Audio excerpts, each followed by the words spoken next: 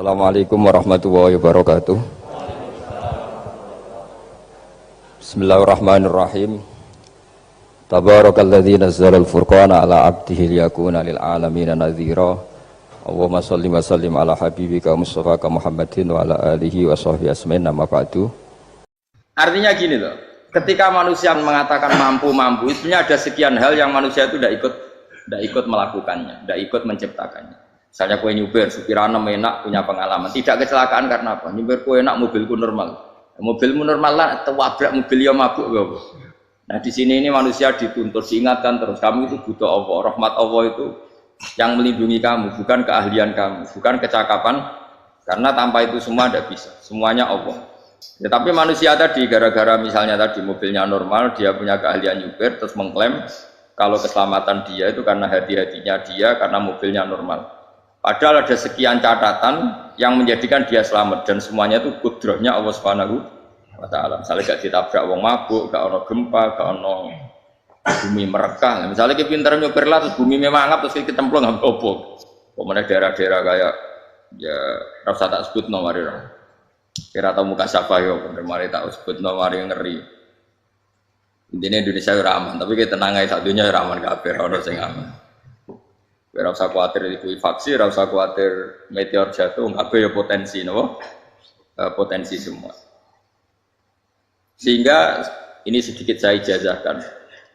Suatu saat kata Rasulullah, saya yang Mu'ad melihat kamu hanya sejengkal di depan para ulama ketika nanti di akhirat. Terus Mu'ad tanya, Rasulullah tanya, kenapa kamu hanya satu jengkal dengan derajatnya para ulama ketika sowan Allah? Jawabnya Mu'ad, kamu punya amal apa? Jawabnya Mu'ad, ya Rasulullah, saya tidak pernah melangkahkan satu kaki, kecuali saya tidak pernah yakin apa bisa melangkahkan kaki yang satunya. Dan saya tidak pernah mengunyah satu makanan, kecuali saya juga tidak pernah yakin apa bisa menelannya. Dan saya tidak pernah bernafas satu nafas, kecuali saya tidak yakin apa bisa nafas berikutnya. Saking dia tergantung ta'aluk semuanya sama kudrahnya Allah Subhanahu wa taala. Kalau kita ini kan sok. Kalau makanan sudah di depannya kayak pasti bisa makan. Kalau dia sudah sehat jalan seakan-akan pasti bisa meneruskan. Padahal 0, sekian detik kowe mlaku diantem mobil ya selesai. Misalnya stroke ya selesai dan bisa jalan. Sehingga para wali-walinya Allah itu orang yang filah gotin min lahagoti, setiap kedipan dia, setiap perilaku dia itu hanya ta'aluk ambil Allah Subhanahu wa ta'ala. Itu yang disebut ya ayyuhan nasu antumul fuqara'u ila. Nah, kemudian resiko makom ini, ya semua makom tak ada resikonya. Resiko makom ini itu biasanya dia lupa doa. Kenapa lupa doa? Karena doa itu terdefinisikan. Tak wari ilmu hakik harus rungokno wis ra paham lah tak ulangno. Ya resiko ilmu saya ingatkan. Ilmu itu kan ada dua, ada ilmu yang karena didefinisikan dan itu akhirnya menjadi masalah. Sebenarnya ilmu itu tidak perlu definisi. Kedua, ilmu yang kita rasakan. Misalnya gini, kalau sama saya tanya, kamu pernah nggak minta jadi punya uang banyak? Nggak tanya, pernah nggak minta? Terus artinya minta itu apa? Terus kita mendefinisikan, menengadahkan tangan, bilang ya Allah, saya minta uang banyak, saya minta ingin beli mobil, itu namanya tidak jauh saja doa kan? Itu kesalahan kita mendefinisikan doa itu misalnya menengadahkan tangan dan memohon dan menyebutkan permohonannya itu terus disebut doa. Tapi kalau menurut Allah, sistem tubuh kamu yang menghendaki punya mobil, sistem tubuh kamu yang ingin punya uang banyak, reaksi tubuh kamu yang terhinakan karena ditagih orang atau butuh uang. Ini menurut Allah ya sudah kamu itu peminta-minta. Saya ulang lagi ya. Sehingga menurut Allah kamu minta tidak minta ya tetap berstatus peminta, pengemis. Nah, orang-orang yang sudah usul, meskipun itu kondisional ya tidak selalu. Itu ya dia pikirannya menengadahkan tangan apa enggak ya sama saja tubuhnya merasa minta sehingga dia tidak perlu mengekspresikan minta. Nah, terus orang yang fikih bilang seperti itu tuh sombong, wong kok gak tahu dungo. Sebetulnya keliru, vonis orang fikih. Bagaimana mungkin dikatakan sombong? Dia reaksi tubuhnya, elemen tubuhnya sebetulnya meminta. Dia tidak berkategori meminta karena ilmu kadung didefinisikan kalau minta itu yang seperti ini. Itu kan lama. Nanti kalau suatu saat Indonesia yang kuasa itu terlalu NU atau terlalu yang tidak NU, lama-lama ada definisi. Misalnya yang dikatakan tahlilan itu apa? Ya bid'ah, Nabi tidak pernah tahlilan. Sahabat tidak pernah nahlilin Nabi, malah nggak ngaji Nabi jadi tahlil. Mana nih tahlilan jalukno sepuro mayit, ngaji Nabi jalukno sepuro. Sehingga dengan tradisi itu tahlil itu masuk definisi bid'ah, karena nggak pernah dilakukan sahabat dan para tabi'in. Ya salahnya kamu definisikan. Tapi kalau udah kamu definisikan, diarani tahlil, ya mau la ilaha illallah. Terus mungkinkah satu bacaan la ilaha illallah dilarang? Wong ra oleh maca kalimat tauhid. Jadi misalnya tahlil itu nafadno kalimat tauhid. Mau ketok ya orang ora iso dilarang, tapi nak tahlil itu mitung dinane mayit koyo bujo, samane kriminal. Enak. Ya sudah seperti itu. Makanya banyak orang salah itu karena ilmu kadung didefinisikan. Nah, definisi itu sebenarnya tidak mengikat dalam banyak hal. Ini penting saya utarakan. Ya karena seperti itu. Makanya itu masalah-masalah besar antara kita dan firqah-firqah yang lain, masalah ahli sunnah, terus masalah yang lain-lain. Memang ya sudah seperti itu. Ya saya ulang lagi ya. Ketika Nabi Ibrahim mau dibakar Namrud, itu masyhur cerita itu. Dan kemudian jadi Nabi namanya Habib Syahid. Habib Syahid itu sebetulnya hanya ngutip Habib Abdul Haddad. Jadi syair itu sebenarnya ada di Diwanul Haddad. Apa? Diwanul Haddad. Diwanul Haddad itu syair-syair Abdul Haddad ketika beliau usul, beliau mukasyafah. Terus bagian dinyanyikan Habib Syahid terus jadi populer. Saya ulang lagi ya. Tubuh kita, misalnya kamu lapar, perut kamu kan mereaksi minta makan. Andaikan kamu itu Tuhan, kan kamu tahu bahwa perut kamu itu minta makan. Tanpa kita bilang, ya Allah saya minta makan, Allah tahu kalau reaksi tubuh kamu minta makan. Sehingga orang yang tidak minta pun asal makomnya makom yang ikrar, mengakui kalau dia butuh, ya namanya sudah minta.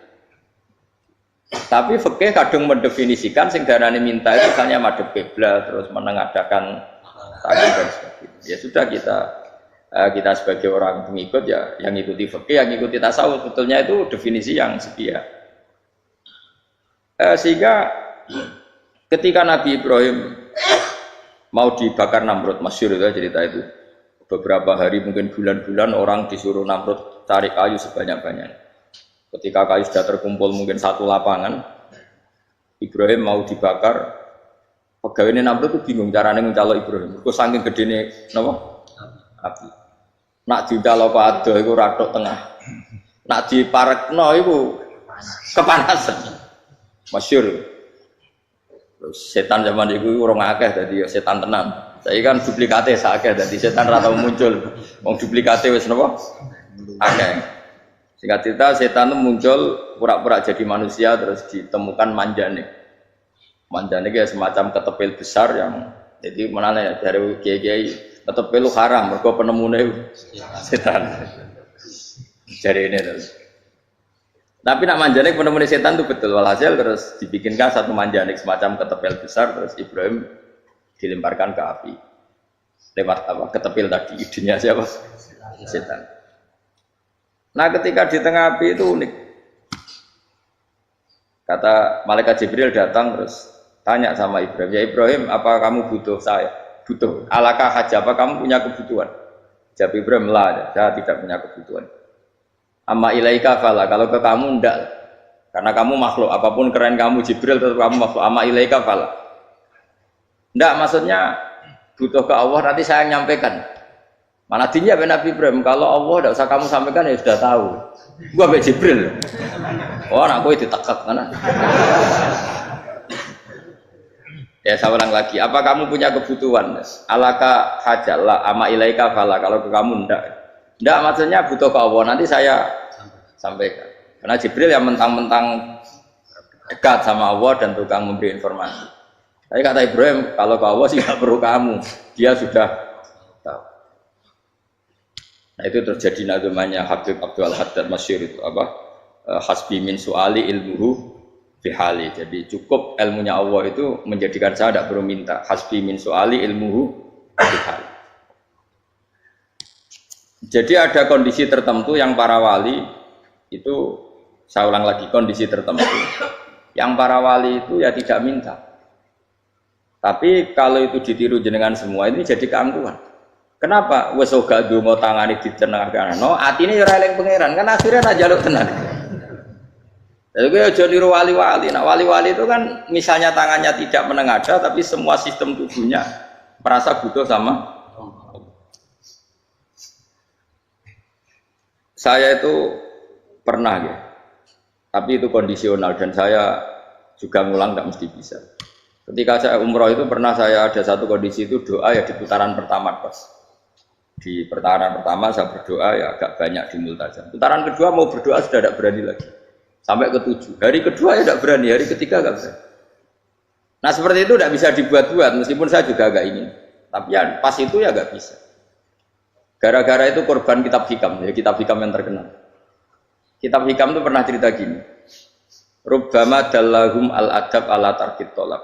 Terus di antara makalahnya itu wa inna ma yunabbahu man yajuzu alaihil ikhfal. Tapi kamu jangan niru dosa kan. Tapi jangan ingkar ilmu ini tambah dosa kowe. Jadi niru ya dosa, ingkar ya dosa. Jadi ada seorang wali kata hikam. Kadang-kadang seorang wali itu mau doa diulang itu sungkan. Kenapa? Yang perlu diingatkan itu yang potensi lupa. Allah kan masih ingat doa kemarin. Loh itu gara-gara saya sebelum umroh itu mensinau kitab hikam agar aku dulu. Ya Allah, sing tak dungani wingi ejek eling kok tak eling nomen. Jadi wa inna ma yunabbahu man yajuzu alaihi yang bisa diingatkan hanya orang yang potensi lupa. Sementara Allah tidak akan. Tapi kan akhirnya dungane eling. Ya Allah kayak kemarin. Hari ketiga ya Allah kayak. Makanya menurut saya ilmunya orang hakikat itu juga ada sisi kriminalnya karena ya tadi. Tapi kamu ingkar ya keliru. Memang Allah gak mungkin lupa, ngapain kamu ingatkan. Makanya menurut saya Allah itu mangga terbaik, bener-bener Rahman Rahim. Mestinya nak Allah terbaik, kowe donga bedina malah ngamuk. Lah aku lali tapi mbok elah ngeling dong. Tapi Allah itu ya maklumi ya dengan kekeliruan. Kita ini kan selalu keliru, donga terus ya keliru sebetulnya. Karena seakan-akan kan mengingatkan seseorang yang mungkin lupa. Wong Allah tidak pernah lupa kok, kamu ingetin terus. Atau kamu menggurui Allah, yaitu ya Allah nang sebadani kalau di duake, padahal nggak mesti maslahat bagi kamu. Duake orang mesti maslahat bagi kamu. Maka ada sekian contoh yang wali itu dibully pangeran. Saya sering cerita, banyak cerita wali itu dibully pangeran, digarap ya pangeran. Ini gara-gara salah itu. Saya pernah cerita dan itu ada di hikam betul di kitab itu ada. Ada wali itu tukang hamal itu manol di pasar, itu tukang angkut. Jadi kalau ada orang bawa barang berat diangkut dia, terus misalnya kalau dulu mungkin ya ke kereta atau ke singkat cerita terus diupahi. Setelah dapat apa dia pasti pulang karena dia hanya butuh makan satu piring, karena dia tirakat makan satu piring untuk ibadah 24 jam. Singkat cerita dia ngeluh ya Allah. Kamu tahu, engkau tahu saya ini pecinta engkau, saya ini hanya butuh makan satu piring untuk kuat sholat, tapi kenapa harus jadi juru manol? Berilah saya rezeki yang tanpa kerja. Nah, selang sekian hari dia dituduh maling, terus di penjara, terus dapat rezeki tanpa kerja. Dia ya Allah kenapa jadinya gini, kan kamu minta rezeki tanpa kerja. Ya itu penjara itu rezeki tanpa kerja kan. Jadi Allah memperlakukan para walinya itu memang unik. Ya kadang dibully. Sehingga dalam cerita-cerita kenabian, kata Qadiyat itu, nggak ada orang yang sering dibully Allah kayak Nabi.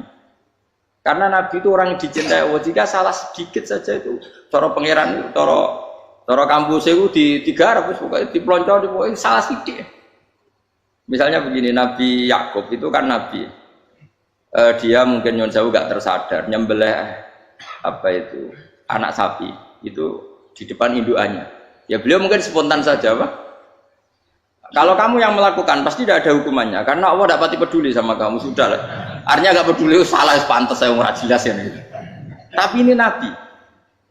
Ketika itu terus idukannya sapi tadi, ya Allah, Yakub itu kekasihmu. Saya tidak berani sama dia karena dia kekasih.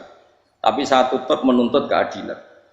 Dia harus merasakan susahnya dipisah dengan anak. Meskipun dia tidak nuntut rasanya roh anak sebelah itu tidak se ekstrim itu. Sapinya itu hanya nuntut, ya Allah, dia harus merasakan sakitnya terpisah dengan. Akhirnya Allah menciptakan Yakub mengalami terpisah dengan Nabi siapa? Yusuf. Itu kalau kata Qadiyat, itu kalau yang melakukan tidak Nabi pasti gak dibully Allah, dibiarin. Karena Nabi ini yang melakukan. Nah. Terus ini Nabi Yusuf lagi, mana rasa daftar wali berat? Nabi Yusuf itu di penjara itu karena terdolimi apa karena memang dia salah? Terdolimi. Dan Nabi Yusuf itu Nabi. Nabi Yusuf itu Nabi betul memang benar-benar. Meskipun ganteng dia Nabi. Syaratnya Nabi ganteng kira-kira mlebu. Nabi itu harus ganteng, enggak boleh. Nabi elek ora oleh. Karena Allah izin di kekasih kok kriting elek. Allah itu di selera tuh. Kabeh Nabi mesti yang paling ganteng di kaumnya, yang paling nasak. Enggak boleh Nabi kok pesek, kriting, enggak boleh. Tapi kalau sudah jadi orang soleh oleh kan. Tapi kalau Nabi enggak boleh. Nabi Yusuf itu anak. Masyhur kan cerita Nabi Yusuf dengan siapa? Zulaikha. Dan belum ada orang dalam keadaan darurat masih cerdas kayak perempuan. Jadi singkat cerita, ketika Yusuf diajak Zulaikha selingkuh gak mau kan keluar dari kamar. Dalalah kebetulan wa alfaya sayyidah rajal. Itu si Zulaikha tadi spontan langsung bilang, wahai suamiku, apa hukuman orang yang ingin menodai keluargamu? Itu wong wedok. Padahal dia agak terencana, dia pun nggak bayangkan kepergok suaminya. Itu dalam keadaan kepergok itu masih cerdas. Suamiku, apa hukuman orang yang mau menyelingkuhi keluarga Anda? Singkat cerita suaminya murka, terus Yusuf di penjara, terdolimi. Ketika di penjara, kemudian Yusuf punya keahlian mentakwil apa?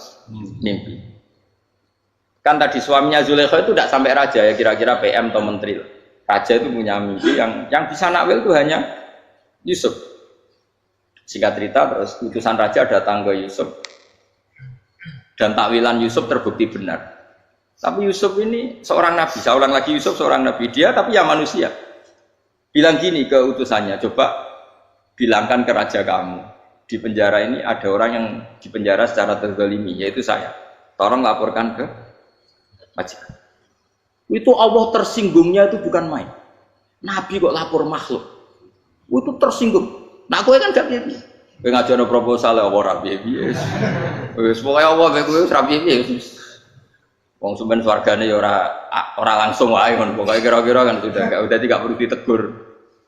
Makanya fa'an sahu syaitanu dzikra rabbi fala bisa fisijni bid'asi. Maka Allah mentakdirkan utusan raja tadi itu lupa melaporkan peristiwa Yusuf ke raja tadi. Sehingga raja enggak pernah dengar kalau ada orang di penjara karena Allah tersinggung. Wong kowe ku nabi kok lapore ambek penguasa. Ngono tok iku wis Allah tersinggung. Karena dia nabi, enggak boleh nabi lapor makhluk. Jadi Allah itu dengan nabi itu sangat-sangat sensitif. Sangat-sangat sensitif. Belum begitu.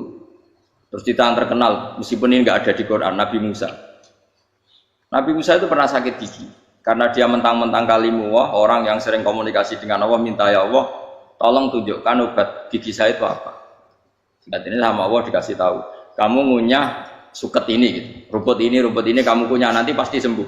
Karena resepnya dari Allah ya pasti mujarab, kan nggak kok dokter. Singkat cerita dikunyah terus sembuh. Suatu saat dia sakit gigi lagi, nggak konsultasi lagi karena masih punya resep tadi kopian apa resep. Dia datang nyari suket yang sama dikunyah tambah sakit. Tanya sama Allah, ya Allah ini kan resepnya yang sama, kenapa tambah sakit? Kata Allah, kamu tuh kekasihku. Orang nak sing ngomong batiku aku ra suket sembrono. Semenjak itu Nabi Musa pernah resep lagi sudah. Andikan tuh kamu, pasti Allah juga enggak tersinggung. Makanya kata Qadiyat, kenapa para nabi sering ditegur itu bukan karena Allah murka, nabi itu beda. Jadi kesalahan kecil atau apa-apa yang menurut kita ada salah itu untuk nabi salah. Makanya di ahli sunnah ada kaidah apa? Mimba bihasanatil abrar sayyi'atul muqarrabin. Pernah dengar kayak apa? Mimba bi hasanatil abror sayyi'atul muqarrabin. Sesuatu kalau dilakukan umumnya orang itu hasanah atau kebaikan, tapi kalau dilakukan para nabi itu salah. Karena apa ya? Saking dekatnya dengan Allah. Saya ulang lagi apa? Mimba bi hasanatil abror sayyi'atul muqarrabin. Jadi nabi itu beda. Nah, para nabi itu orang-orang yang mengalami fikir yang doa resmi kayak siapa tadi? Definisi fikir ya sering. Kayak definisi orang tasawuf yang sering. Sehingga ketika Nabi berdoa ya memang secara disiplin ilmu yang namanya berdoa ya minta Allah dengan mengadakan tangan. Ketika enggak berdoa karena Nabi sadar Allah tidak perlu diingatkan lagi, pasti masih ingat. Jadi dua-duanya benar terus. Makanya Nabi itu lam yazal fitaroti, Nabi itu selalu naik derajatnya. Karena pas minta ya benar, pas tidak minta ya. Tapi kamu jangan niru dosa kan. Tapi jangan ingkar ilmu ini, tambah dosa. Jadi niru ya dosa, ingkar ya dosa. Jadi ada seorang wali kata hikam, kadang-kadang seorang wali itu mau doa diulang itu sungkan. Kenapa? Yang perlu diingatkan itu yang potensi lupa. Allah kan masih ingat doa kemarin. Loh itu gara-gara saya sebelum umroh itu mensinau kitab hikam agar aku dulu. Ya Allah, sing tak dungani wingi ejek eling kok tak eling no meneh. Dadi wa inna ma yunabbahu man yajuzu alaihi yang bisa diingatkan hanya orang yang potensi lupa. Sementara Allah tidak akan. Tapi kan akhirnya dungane eling. Ya Allah kayak kemarin. Hari ketiga ya Allah kayak. Makanya menurut saya ilmunya orang hakikat itu juga ada sisi kriminalnya karena ya tadi. Tapi kamu ingkar ya keliru. Memang Allah gak mungkin lupa, ngapain kamu ingatkan. Makanya menurut saya Allah itu mangga terbaik, bener-bener Rahman Rahim. Mestinya nak Allah terbaik, kue dungo bedino malah ngamuk. Lah aku lali tapi kok hilang eling dong. Tapi Allah itu ya maklumi ya, dengan kekeliruan. Kita ini kan selalu keliru, dungo terus ya keliru sebetulnya. Karena seakan-akan kan mengingatkan seseorang yang mungkin lupa. Wong Allah tidak pernah lupa kok, kamu ingetin terus. Atau kamu menggurui Allah, yaitu ya Allah nang sebadani kalau di duake, padahal nggak mesti maslahat bagi kamu. Duake orang mesti maslahat bagi kamu. Kalau kamu turun terus, pas minta itu karena tomak kamu, hadun nafsi kamu, serakah kamu, tapi nggak tahu diri, pantas taura dengan permintaan. Kayak gue misalnya dungo jadi wali, iso Allah tersinggung, bocor atau tirakat atau dia harus jadi wali. Tapi gak dungo ya Allah tersinggung, kere rah tahu dungo. Jadi orang kalau tidak wali itu sudah keliru terus. Jadi gue di sepuro, tapi tak kira itu ada. Ya jajal gitu dungo wali kok sabtu kok dirjilan. Kira-kira Allah tersinggung ngopo nyembah. Kira-kira tersinggung. Tapi misalnya kira tahu dungo kepengen kau Imam Syafi'i, Allah tersinggung. Bocah ora di idola. Terus piye Gus? Piye kadung salah biasa wae. Wis bakat salah no. Bakat salah. Ini sedungane sing gampang gak mesti bener. Rabbana dzalamna anfusana wa lam taghfir lana wa tarhamna lanakunanna minal khasirin. Saya pernah punya kitab dan kitab itu menurut saya luar biasa. Bahkan ketika dibully itu, adu cara mahasiswa itu kayak pelonconan. Nabi sama Nabi di pangeran gitu, dan itu sekali yang satu salah melakukan disiplin ilmu, pangeran itu degradasi. Dan Allah memang mengancam gitu. Kalau kamu melanggar ini, laah biton namin diwani nubuah. Nanti laam kuan namin diwani nubuah. Kamu saya hapus dari buku kenabian. Tes-tesannya ya lucu, biasanya begini. Kata Nabi Musa kan ditanya, ketika dia khutbah ditanya orang. Siapa orang paling alim ya Nabi Allah? Sekarang orang paling alim itu siapa? Nabi Musa jawab, saya kan. Ya itu Allah tersinggung karena wong kok mletene ngono. Tapi andai kan Nabi Musa kok jawab Fauzi, itu salah, tambah salah meneh. Atau jawab Ruhen, malah salah meneh. Tapi jawab Musa ya salah. Saya Gusti, saya kan. Orang paling alim siapa? Saya. Allah memperingatkan Musa, ada seseorang yang lebih alim ketimbang kamu. Coba kamu harus ketemu dia. Ketemu dengan cerita ketemu Nabi siapa? Khidir. Terus dalam 3 sesi ini, 3 babak ini buli-bulian. Nabi Khidir itu dalam 3 babak ini selalu kelihatan salah. Di antaranya adalah cara sekarang ya mungkin di gonjak sepeda motor atau perahu kalau dulu yang menggeratisi dia numpangi sepeda motor malah spionnya dicopot. Spionnya dicopot, dirusak. Tapi Musa kan sudah digratisin malah rusak yang motornya yang apa? Menggratisin. Nabi Khidir masih tenang. Kamu tidak paham. Ya, Nabi Khidir mesti tidak kamu tidak paham.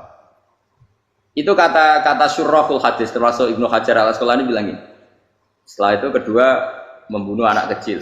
Musa tambah marah. Anak yang belum punya dosa kok kamu bunuh sampai 3 kali ada 3 peristiwa. Itu kata syurrahul hadis. Andai kan Musa kok diam tidak protes, maka dia akan disalahkan Allah. Karena dia berarti membiarkan kemungkaran di depan matanya tanpa reaksi. Jadi sebetulnya ketika Musa berontak itu Nabi Khidir, Nabi tenan gitu. Jadi itu kan unik. Tapi berontak itu disalahno. Jadi angel sandi tes-tesan jadi nabi itu ya angel. Misalnya kok Nabi Musa itu kayak model santri Jawa Timur. Nabi Khidir salah, nggih nderek mawon.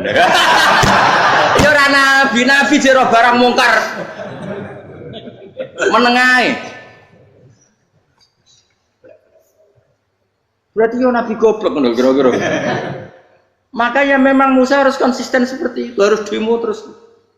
Kayak saya misalnya sebagai kiai fikih, kiai ya harus seperti ini cara mulang saya. Enggak boleh saya misalnya terus anut mulang terus tawadhu semeneng terus ora karu-karuan. Jadi andekan Musa kok tidak protes itu malah salah. Ya memang harus. Dan itu Nabi Khidir Nabi tenang. Makanya Nabi Khidir akhirnya respect. Tidak ada hati sebaik kamu Musa. Risi itu gak nyaman ketika melihat kemungkaran. Jadi itu sebenarnya poin. Tapi lucunya Nabi Khidir ya nyalan. Takkan dari rasa takok pak men takok. Tapi ya disalah no. Ya aku jari Nabi Musa. Ya jajal, gawe peristiwa meneh aku tak sabar rata bareng. Kan jajal nih. Bareng dijajal ya protes meneh. Bareng protes meneh, tinggal 1 kali kesempatan. Kowe takok meneh wis ora dadi muridku. Dikasih kesempatan lagi, ya protes meneh deh umat. Tapi itu justru itu menjadi kelebihannya Nabi Musa karena syarat seorang nabi adalah al-musara'ah ila inkaril munkar kata Ibnu Hajar al-Asqalani. Syarat seorang nabi adalah secepat ngengkari sesuatu yang mungkar. Enggak boleh. Ya toh kan misalnya kita jadi murid terus gurumu itu gandeng artis atau gandeng penyanyi dangdut. Nggih nderek mawon. Jare guru mumet goblok. Tapi kowe ngloroi guru tersinggung. Ora roh hikmah iku. Kan bingung no. De guru ngene kok bingung no. Soale ki de guru jadab dorong Jawa Timur apa? Gurumu gandeng penyanyi dangdut. Reaksimu piye? Jek tak. Ayo loh, nak elek kan gak iri. Biasanya nak elek itu ra iri. Sekarangmu Pak. Sing ayu, sing potensi iri. Kira-kira reaksi kamu itu milih derek mawon apa berontak? Golek apa?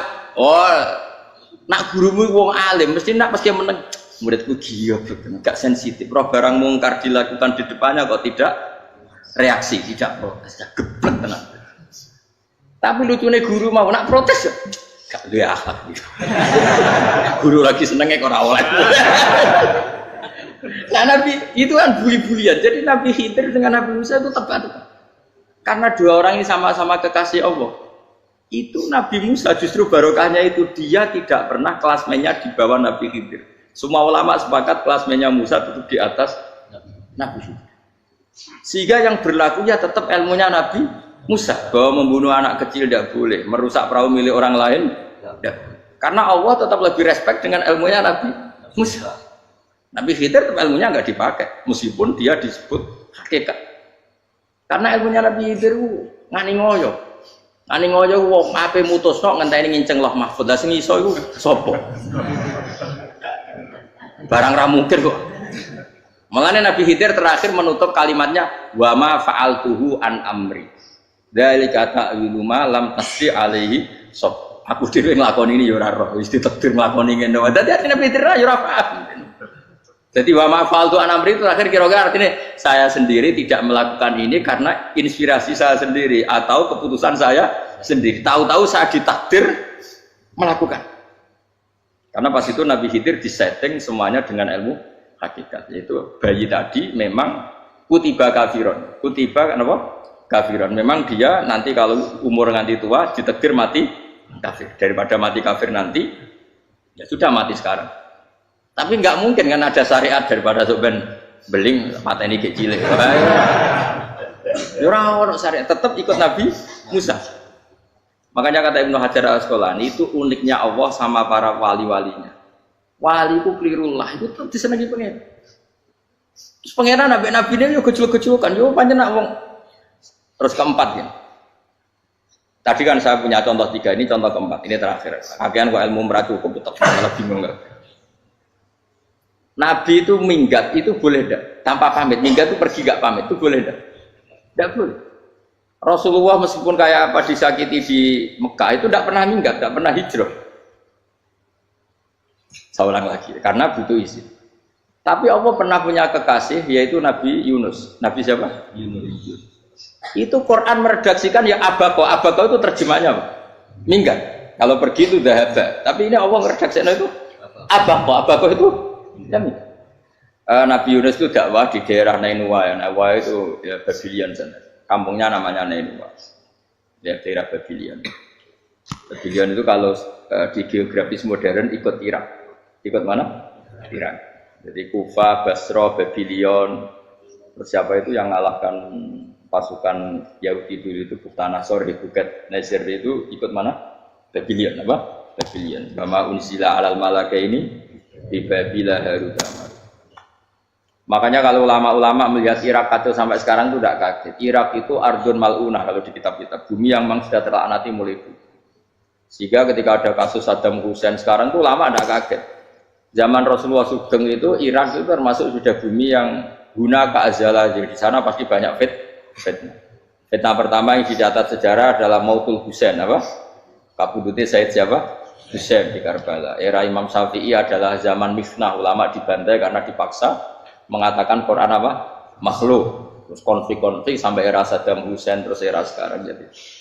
Lah kita ini ulama sebenarnya tahu tarikh itu. Tapi di era modern kan dianalisis karena campur tangan ini itu ya sudah lah. Sebab goblok pun aja daripada ngebantah-bantahan malah rakam. Ibu goblok, ibu pinter. Nah sekarang kan analisisnya kan, wah ini ada campur tangan pihak ketiga diciptakan nih saung ini.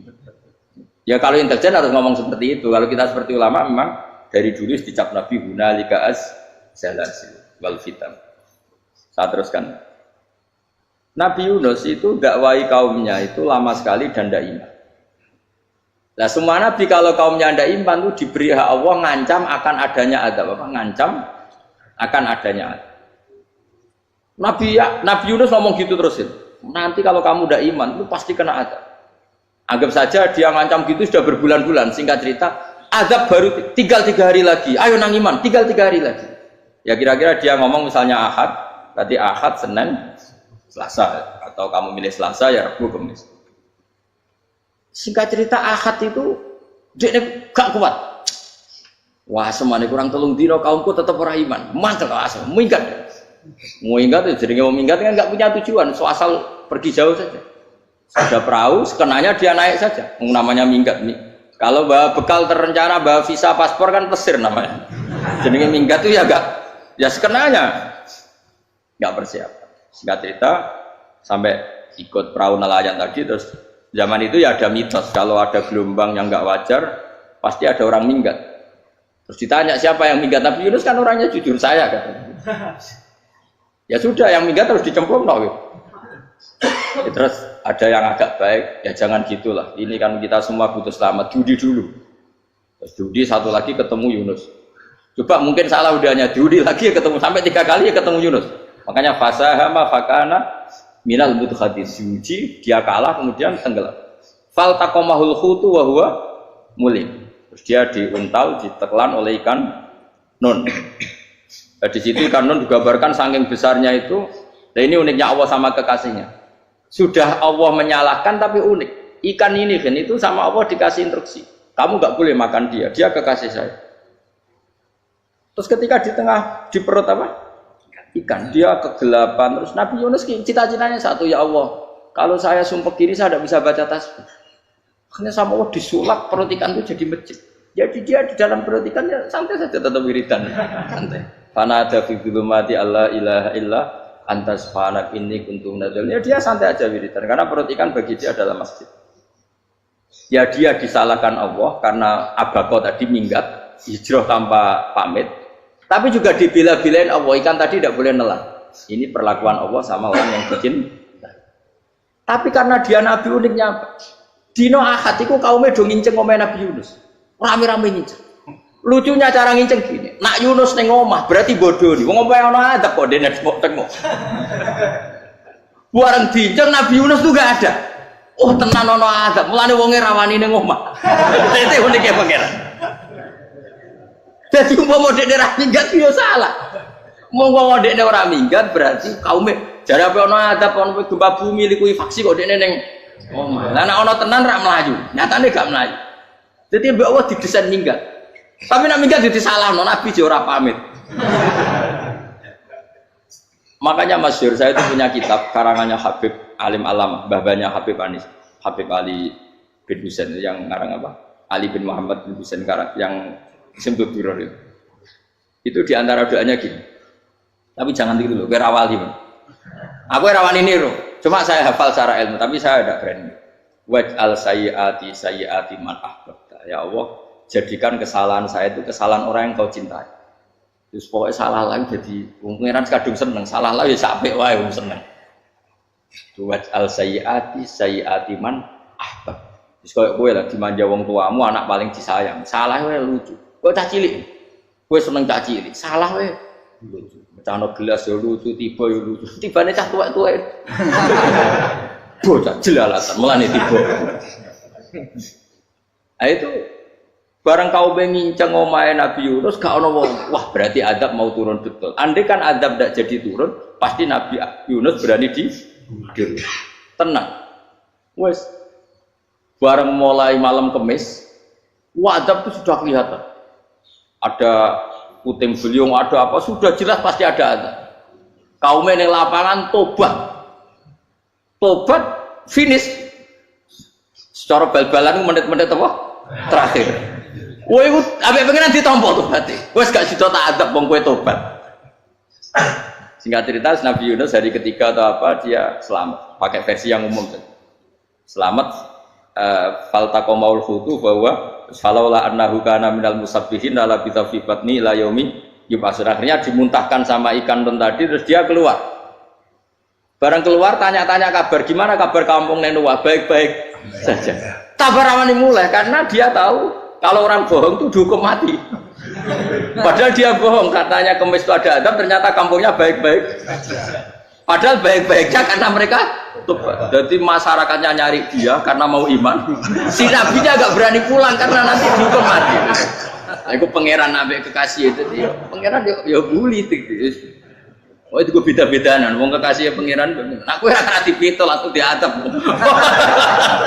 Jadi pangeran kekasih aku beda orang koyo. Akhirnya Nabi Yunus ramane mulai. Wah nak mulai aku disiksa. Perkara nih kalau pembohong itu dihukum mati. Masyarakat yang goleki tenan, mergo nalem Kemis ku ana azab tenan. Cuma terus do tobat. Disebut falau laka nasqaryatun amanat fanafa'aha imanuha illa qauma Yunus lamma amanu kasyafna anhum adzabal khizyi fil hayatid dunya. Enggak ada kampung yang saya adab kecuali kasil tak adab, kecuali kaum Nabi Yunus. Aku semeh ngagap lho, pas menit terakhir peta adab tobat. Akhirnya rasido dari pangeran. Iku kaum Nabi ten. Iku yo barokah ninggate Nabi Yunus. Lah iku nabi. Wong kliru kok barokah iku nabi. Umpama Nabi Yunus ora minggat, kaume berpikir Yunus bohong. Wong ape ana adab kok tengok-tengok ning omah. Tapi pas minggat tenan yo disalahno pangeran, minggat kok gak paham. Hikmat. Amalane kira usah protes. Wali itu beda, kekasih pangeran itu sama dengan sing dialami Rasulullah sallallahu alaihi wasallam ning Sulhul Hudaybiyah. Semua perjanjian itu salah secara hukum fikih. Bukan salah lagi, sangat salah cara ukuran fikih. Sehingga semua sahabat itu protes kecuali Abu Bakar As-Siddiq. Cuma semuanya ngomong Umar, tapi semua sahabat akhirnya ya mencoba di antara perjanjian gini. Pertama kan enggak, biar sampean enggak terlalu jadi teroris, enggak terlalu jadi ekstremis. Memang ya usah jadi teroris, ya usah terlalu jadi teroris. Semua itu mungkin kan, ning dunia semuanya. Singkat cerita Nabi itu sudah di Hudaybiyah. Hudaybiyah dengan Mekah kan tinggal sekitar paling 40 kilo. Saya pernah itikaf di masjid yang pernah dipakai Hudaybiyah. Kan sekarang jadi mikot ya, termasuk mikot umroh di Mekah kan apa? Hudaybiyah kan mikot di yang terkenal kan apa? Jirona, Tanim, Hudaybiyah. Itu perjanjiannya tuh gini. Perwakilan dari Quraisy namanya Suhail bin Amr, siapa? Suhail bin Amr. Perjanjiannya gini, Muhammad kamu tidak boleh masuk Mekah. Kamu boleh masuk Mekah itu tahun depan. Padahal Nabi sudah bilang kepada sahabatnya, ayo kita umroh. Dan diberi hak umroh. Tapi setelah sekitar 40 kilo masuk Mekah, dicegat sama orang kafir Quraisy. Lah, Nabi sakit tenang. Nabi kadung mentafsir, memberi berita gembira, saya mimpi kalian masuk tanah haram aminina mukhalikin, aman semua. Semuanya bercukur gundul atau mencetak rambut. Pokoknya kata sahabat senang sekali karena mimpi Rasulullah tidak pernah apa? Enggak pernah salah. Bareng di situ di antara perjanjiannya hadza ma kataba ali Muhammad Rasulullah. Ini perjanjian yang ditulis Muhammad Rasulullah. Kata Suhail, hapus kata Muhammad Rasulullah. Kalau saya tahu kamu Rasulullah tidak saya perangi, tulis Muhammad bin Abdullah. Kata Rasulullah, ya Ali hapus tulisan Muhammad Rasulullah. Kata Ali, tidak saya akan menghapus setelah Muhammad Rasulullah. Saya Nabi unik. Hapus gak popoli, masih aku hapus aku tetap Rasulullah. Wong tulisan wae. Jadi Nabi ya rileks saja. Tapi Ali katanya, fa wa ma ana bimakhi abadan. Saya tidak akan menghapus tulisan itu selamanya. Kata Nabi, kowe nek ora gelem hapus, tanganku didono, aku sing hapus. Nabi kan umi tidak bisa baca terus. Tangannya Nabi sendiri yang dilewatkan Ali ke tulisan itu sehingga terhapus. Nabi ya rileks. Wong tulisan wae aku ora ditulis Rasulullah ya tetap Rasulullah. Nabi masih rileks. Terus perjanjian kedua, kalau ada orang kafir Quraisy masuk Islam harus dikembalikan karena berarti keluar dari habitat. Tapi kalau sudah Islam kok masuk kafir lagi harus dibiarkan karena berarti kembali ke habitat. Nabi bilang ya nggak masalah. Semua perjanjian itu merugikan Islam. Itu secara fikih pasti salah.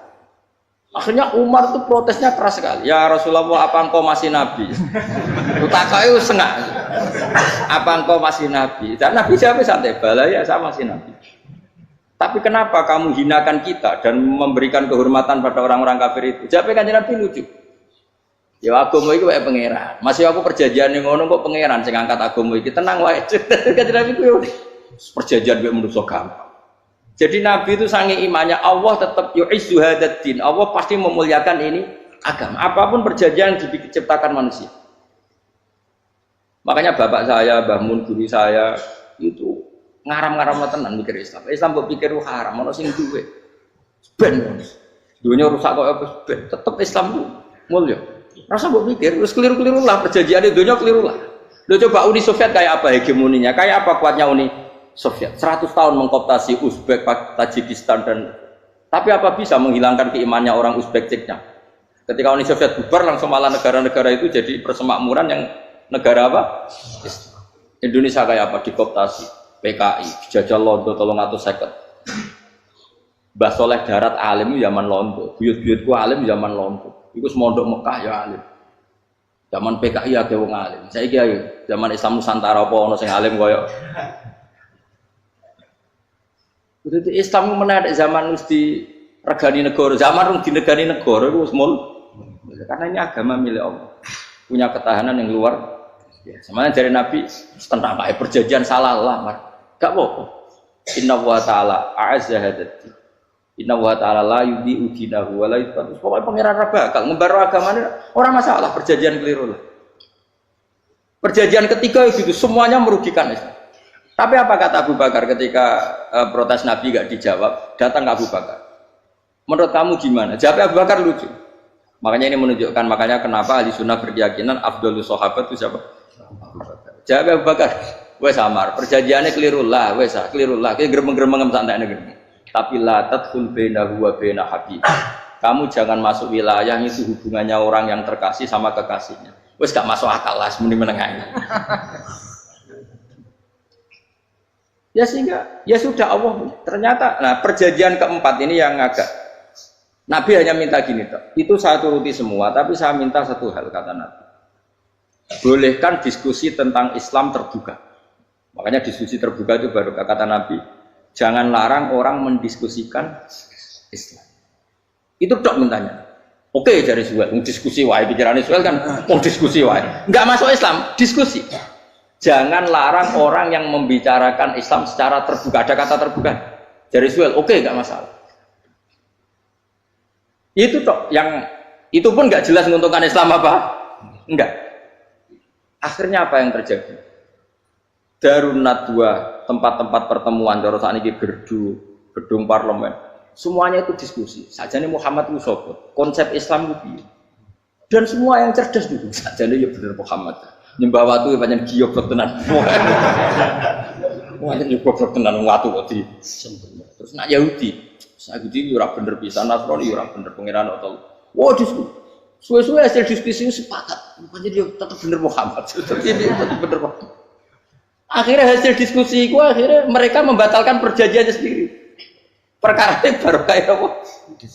Malah Nabi ketika balik di Madinah, Umar sempat protes ning dalam. Oke ya Rasulullah, saya nerima konsep Anda, tapi saya menyisakan satu pertanyaan. Jadi jenengan niku ana ayat sing nurjukna la tadkhulunal masjidal harama insyaallahu aminina muhalliqina ru'usakum. Lah kok nyatane ra sida mlebu Mekah, malah kita terusir kembali lagi ke Madinah. Lha iku Nabi yang agak lucu ngendikan. Mar, ning ayat iku ra gak ana taune. Apa ana ayat iku taun iki? Sing ngatene taun iki ra kowe. Jadi Nabi iya ora ana taune ya. Ora ana taune kok tauni dhewe kan kira-kira. Ayat itu kan gak ana taune, Umar ae sing GR nafsiri tahun ini. Wong awam suatu saat kamu akan masuk Masjidil Haram. Tapi kan gak ana taune. Apa di ayat itu ada tahunnya Umar? Dan Allah bilang tahun ini ya enggak, ya sudah kalau gak ada tahunnya pokoknya mesti kapan-kapan terjadi. Tapi ora saiki. Kayak Sugih Ruhin kan gak ana tahune, ora iso. Mau aku ndong ana sugih tapi kan tanpa tahun. Iso suwi. Nah, akhirnya apa yang terjadi? Ada diskusi masif di Mekah. Setiap yang cerdas, setiap Nabi tanya, Abu Sufyan siapa? Nabi mau komentar gini, sama siapa teksnya? Misluhu la yajhalul Islam. Kalau Islam sudah didiskusikan, otak secerdas Ikrimah bin Abi Jahal, secerdas pasti tidak bodoh tentang Islam. Maknanya pasti akal yang waras memilih Islam. Wah, akhirnya Islam jadi masif. Ya sudah, karena Islam sudah masif, tokoh-tokohnya cenderung Islam, akhirnya perjanjian itu dibatalkan sendiri. Akhirnya waro'aitan nasa yadkhuluna fi dinillahi afwaja. Akhirnya mereka berbondong-bondong masuk. Itu artinya apa? Nabi itu gaya perjanjian cara fikih keliru wae, cara fikih cara zahire keliru wae, tetap barokah karena punya hubungan khusus dengan Allah Subhanahu wa taala. Makanya la tadkhul bainahu wa baina habib. Itu kan kayak ya sudah seperti di pangeran. Makanya Sayyid Ali itu Sohibu Simtiduran nak dungawi di antara doanya waj al sayyati man ahbabta. Jadikan ya Allah kesalahan saya kesalahan orang yang engkau cinta. Karena ulama nyontono ngene, saiki Nabi Adam ambek iblis itu padha salah itu. Enggak jawab. Padha salah, iblis itu salah bodoni Nabi Adam salah dilarang mangan wit khuldi tetep mangan. Mau trimo rayuane sinten? Iblis. Tapi wong piye-piye pangeran ku seneng Nabi Adam. Sediluk diusir bar sumajtabahu rabbuhu fataba alaihi wa bar langsung Adam urung metu ke swarga wis diwarai. Dampe kepengin tak sepuro nggih, tak warai dongane. Iblis tak diwarai. Makane kena donga, lumpang. Dadi ngene kok ya pokoke wong disenengi ku menang kan. Lah kaya aja donga iku, kowe ora bakat wali biasa wae iki cerita. Ya sudah seperti itu. Ya, tapi emang ya sudah seperti itu. Nabi Adam itu urung pati keusir tenan wis fatalaqa Adam rabbihi kalimatin fataba. Jadi urung terlalu jauh dari surga. Kemana lagi pas pertama medun ke bumi ambek Allah diwarai beberapa kalimat sing dadekno di sepuro pengira. Qawat al sayyiati man ahbabta. Ini penting kalau atur namanya wilayah-wilayah kenabian itu wilayah yang kita tidak pernah tahu detailnya, tapi kita yakin Nabi itu para kekasih Allah. Dan agama Islam ini juga agama paling diridhoi. Maka di zaman apapun, kecewa apapun dengan perjanjian dengan negara maupun dengan dunia, Islam tetap dihormat pangeran. Wis ora usah kuat. Mikir Islam ku keliru. Nangit mayo oleh nak mikir keliru. Agamane pangeran kok gitu. Saya masyhur. Sayyidina Umar itu kan khalifah paling sukses masalah futuhat. Di masalah apa? Futuhat. Dan Ibnu Umar setiap jalan-jalan itu dibully sama orang-orang. Ya Ibnu Umar, mbok ya kamu itu minta sama bapak kamu supaya dia nyebut penggantinya siapa, atau bikin suksesi lah. Jangan kok dia khalifah sukses kemudian tidak jelas juntrungannya, kan dia tetap mati suatu saat. Saking nggak kuatnya Abdullah bin Umar, nya matur, ya Abah, engkau harus suksesi, siapa ya pemimpin setelah jenengan. Lah kenapa? Orang-orang bilang kalau ada orang misalnya penggembala kambing terus ditinggal gelanggang itu dianggap dosa karena kambingnya pasti kocar. Apalagi ini urusan umat. Kamu tahu-tahu mati sebelum sesi ini pasti kacau. Umar langsung marah.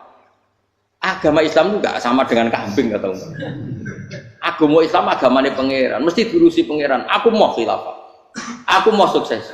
Ben aku ora usah mikir. Engko ora diurusi pangeran. Jadi Umar itu justru saking hormatnya sama Islam itu dengan cara enggak mau mikir Islam. Enggak mikir berarti enggak khidmah ya, tetap mengkhidmati Islam. Seperti saya ini kan yang khidmati Islam lewat mulang. Tapi aku ora tahu mikir nasib Islam. Mbak Islam ora kondang piye. Ditinggal Abu Bakar mlaku, Umar mlaku. Wali songo mbek kowe rak mulya wali songo. Saiki jurus mudin yo mlaku, jurus KUA yo mlaku. Jurus mubalek sing kadang matre ku yo mlaku. Berapa kiai sing dadi oknum perkara proposal? Ya agama yo. Wong bapak udah kanca kiai ku mudin, anake mondok. Bareng saking suwene dadi mudin, zaman iku mudin urung untuk gaji kono negara. Anaknya juga duit mending spontan, cung orang no mati kok duit, kalau nak orang mati rantok, cung orang mati kok duit, mulai gua agama jadi biaya juga, mereka agama ini durusi, ayo nabi palsu bengkirawai, mulai Musailama sampai Musotek sampai Lia Eden, kurang lagi, mulai wali palsu. Kowe Romo dosa Romo sapa iku. Kowe ono kabeh ora masalah. Uni Soviet kayak apa mengkooptasi Ceknya Uzbek. Akhirnya ya kalah Uni Soviet. Saiki Ceknya Uzbek dadi negara nopo? Islam. Kayak apa Donald Trump, Islamfobia, tapi sekarang orang Amerika malah berbondong-bondong masuk nopo? Islam kaya. Mbok pikir malah Islam mbok konsepi malah rusak. Mergo terus di metodologi. Harusnya penyebaran Islam itu begini. Harusnya mbahmu kira pangeran kok mulai harusnya. Orang Islam kadang melaku ya lewat mudin. Saya itu punya santri ini kisahnya kan. Itu lahirnya di Bali. Itu bisa baca Fathul Mu'in. Lahirnya di Bali. Bahkan dia ketika SD itu tukang mimpin lagu Hindu. Lagu Bali itu Hindu apa Buddha? Hindu. Karena dia ketua kelas, tapi Islam. Semua cuma. Jadi kayak gitu. Gara-gara mana? Jadi baba itu bakal sate neng Bali. Ya bakal sate berhubung sukses, ponakane misalnya ini diajak orang Madura kan, aslinya orang Madura. Setelah kampung itu menjadi kampung Muslim, lama-lama berkebutuhan punya masjid. Berhubung wis anake kiai ana masjid mosok ora di wong alim. Akhirnya anake dipondokno di Jawa. Pondokno di Jawa iso maca muin terus ngaji sama saya. Jadi saya iki neng Bali ku ana wong ora muin, ya ana santri di Bali maca Fathul Muin. Ning Jawa kadang wong ora iso maca muin. Jadi mau bakal sate muter, kayak Islam di Indonesia, gara-gara pedagang Gujarat, meskipun sejarah itu diperdebatkan, ya gara-gara dagang, karena mereka Muslim ya akhirnya menyebarkan apa? Jadi semudah itu Allah, termasuk konflik Ali bin Muawiyah itu barokahnya sama susahnya konflik itu masih banyak barokah. Sayyidina Ali sama Sayyidina Muawiyah. Karena kita ahli sunnah ya, tidak menyalahkan salah satu madzhab ahli sunnah.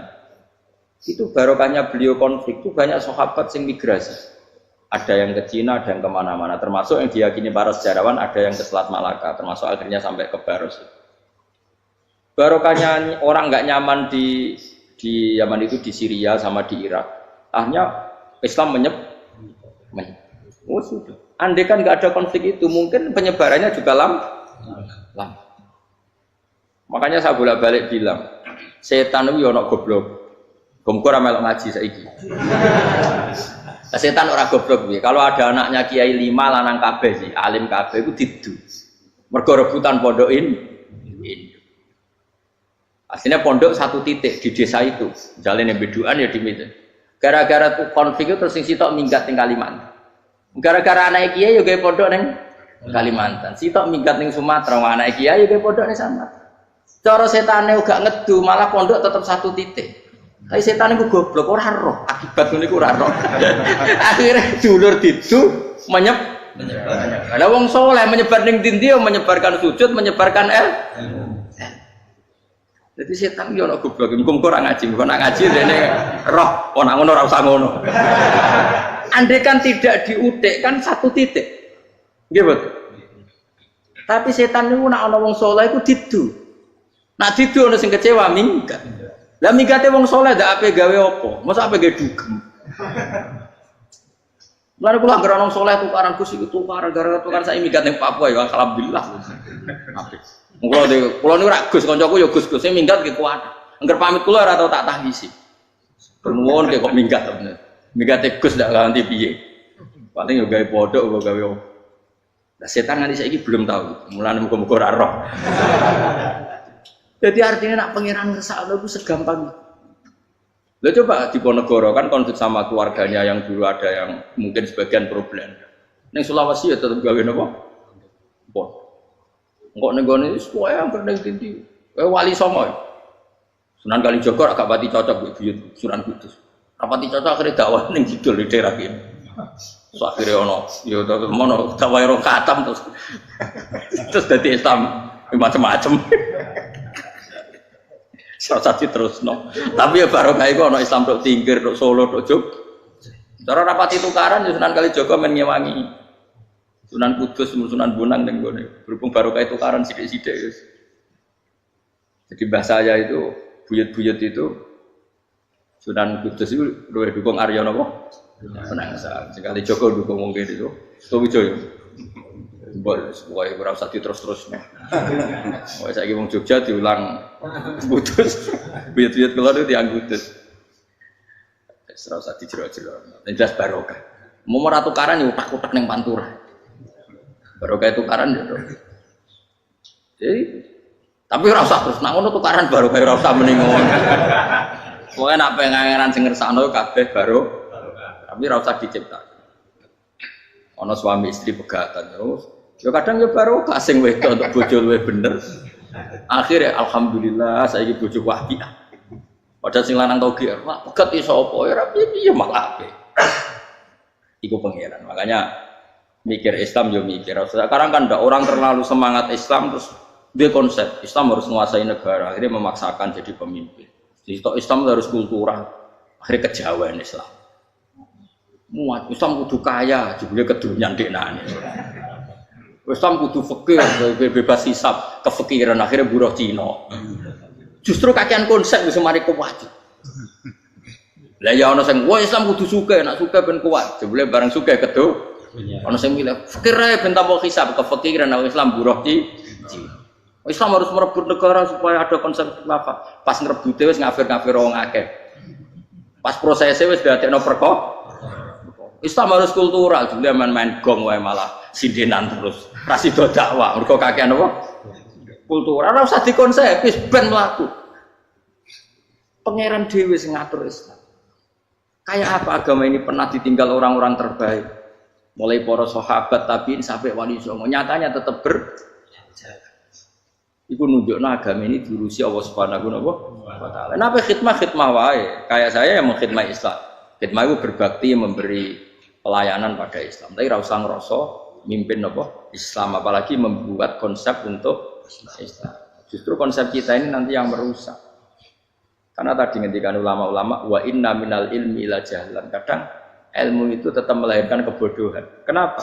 Ketika ulama ditanya innal ilmi tuhyanan katuhyanil mal, karena ilmu itu punya keangkuhan, kelacutan kayak lacutnya harta. Misalnya gini, saya seorang faqih. Ditanya sesuatu yang tidak mendesak pun saya jawab hanya karena mempertahankan kredibilitas saya sebagai seorang faqih. Padahal jawaban saya itu malah bahaya bagi is. Misalnya gini, contoh gampang. Ada orang misalnya Rufin baru tobat, dia sholatnya salah, rukuknya salah. Terus saya ditanya sama Fauzi, "Gus, sholatnya Rufin sah apa enggak? Wong dia enggak memenuhi syarat dan rukun." Tentu saya sesuai disiplin fikih saya bilang enggak sah. Karena sujudnya ngongkrong atau dia sholatnya Fatihahnya ada. Padahal andaikan saya ada jawab lebih baik. Karena apa? Bisa saja menurut Allah sholatnya dia agak sah secara fikih tapi diterima Allah. Karena dari tidak sholat menjadi sholat. Itu kan ibarat begini. Orang makan tela yang agak-agak beracun tapi tidak racun yang mematikan. Itu baik apa enggak? Ya tidak baik jawabannya. Tapi kalau bandingannya daripada tidak makan sama sekali, tentu baik makan. Nah, kesalahan itu yang makanya kata Imam Ghazali, kesalahan itu yang dialami para fuqaha mu'asirun sekarang. Setiap pertanyaan itu dijawab. Dan ironisnya karena sesuai disiplin. Ya tidak bisa. Makanya saya pernah punya teman divonis dokter 2 bulan lagi mati. Teman itu gak doyan mangan. Tapi sarannya dia hidup kalau ada obat dari Jerman itu. Kalau ada obat dari Jerman dia hidup. Kalau enggak ya mati ya. Tak tili mati kapan? Kan ini udah. Kabarnya rong wulan. Sesuk wis sopan rong wulan. Lho Gus rong wulane cepet kok mana sesuk. Kowe iku iman mulai cilik. Memangnya mati iku enggak rong wulan kasih sesuk wae sesuk iso wae kok. Wong pangeran sing di otoritasnya wae ra jajeni 2 wulan 3 wulan kok dokter jajeni ke percaya aneh-aneh wae. Saya tak takoni Israel lah menika. Iya, ora mesti bener kok tak imani. Lah iya kok. Kowe cek goblok kowe iku mondok 2 wulan iku ora mesti sesuk ya mungkin. Nek padha-padha mungkin sesuk ya mungkin kok ya oke. Padha-padha mungkin kok milih sing 2 wulan, milih sesuk ae. Milih sesuk saiki tak istighfar be aku, tak ngaji dadi keren mati sesuk. Yo, sulit bodoh nih, biasa. Saya kisah urip.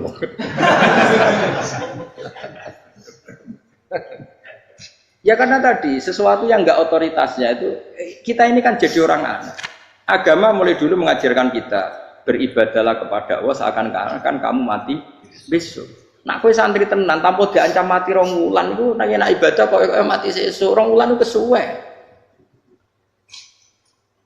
Lho kula nganti saiki perasaan kula nggih urip sedina. Mulane kula duwe dhuwit 200.000 cara kula nggih kathah. Urip nganti sesuk ya duwe dhuwit 200.000 aki ya. Ana wong butuh dhuwit akeh mergo nyangkone urip suwi.